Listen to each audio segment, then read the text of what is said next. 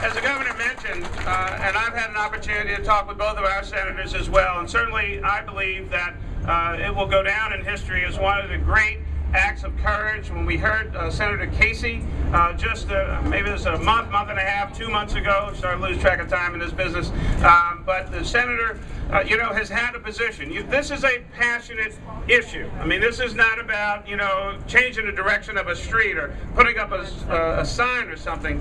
These are issues that people have a right to have a passion for, and we need to be respectful of everyone's right to have a position on a particular issue. And Senator Casey has had a position on a particular issue, but in the aftermath of Newtown and other tragedies in this country, I thought it was incredible that in public he explained why he had shifted or adjusted or changed, whatever word you want to use, his position. And what it really came down to was not only thinking about the 20 children slaughtered, the 6 educators slaughtered, but he also spent time talking to his wife and to his children. It was a family issue, it was a family decision about families and about safety.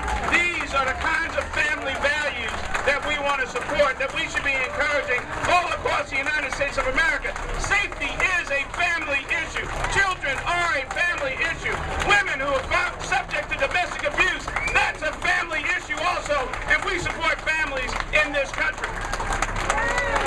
And so here we are today. Here we are today. And I reached out to Senator Toomey, and I've had conversations with Senator Toomey.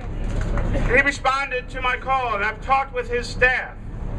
And as the governor said, again, a serious issue in the Commonwealth of Pennsylvania.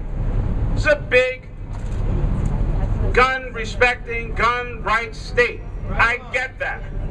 I support the Second Amendment also. But I like all of the amendments. I like the first one that says that I have a right to peacefully assemble here in Philadelphia, in Chicago, in New York, in Atlanta, in San Francisco, or anywhere else that I want to be, and I shouldn't have to worry about someone running down the street, mostly with illegal weapons, with high capacity. These are weapons of war that only the military or our law enforcement officers should have. They're the only ones who need these kinds of weapons. Often our own Philadelphia police officers. So this is not theory. This is not an esoteric discussion.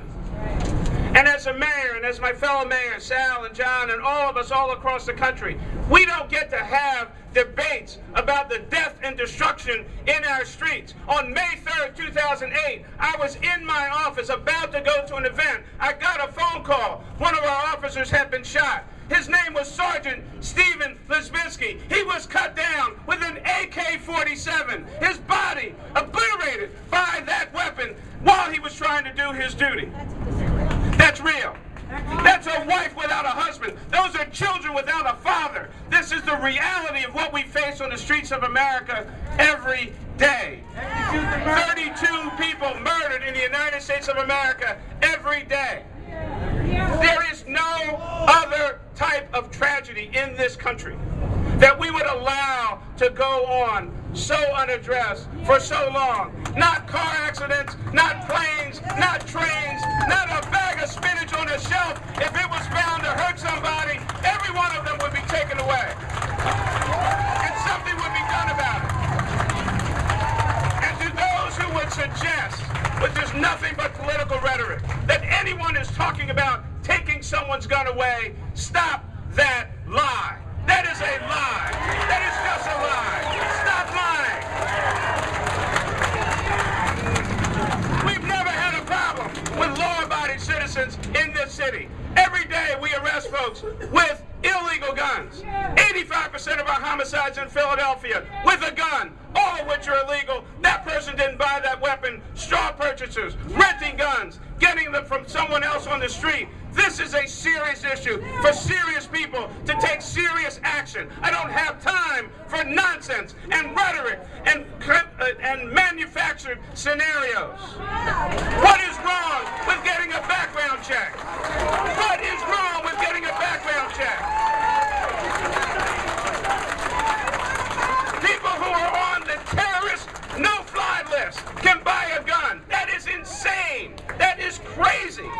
would we allow something like that? If you're a law-abiding citizen, even NRA members agree that law-abiding citizens, the members themselves, go through a background check. There is no issue with that. Why would anyone need a clip with more than 10 rounds in it? You're not shooting a bear, you're not shooting an elk, you're not shooting deer, and as a matter of fact, it is against Pennsylvania law to use that high-capacity weapon to shoot or hunt game in Pennsylvania. We have more regulations about what you can do on our hunting grounds than what we have what you can do on the streets of our city. The General Assembly has spent a lot of time figuring out what kind of weapon, what size shell that you can use to hunt deer and bear and elk and wild turkey, but we have not spent the amount of time for the daily death and carnage on the streets of America as we have about hunting. I want us to be safe. I want our children to be safe.